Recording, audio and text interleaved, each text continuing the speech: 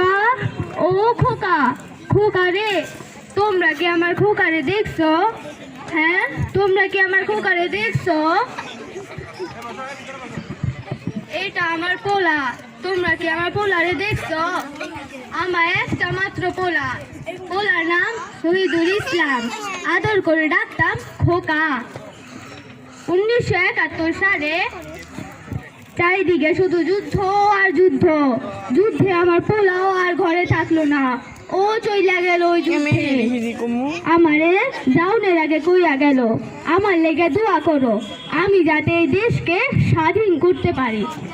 দেশ তো স্বাধীন হয়ে গেল, খোকা তো আর ঘরে ফিরলো না।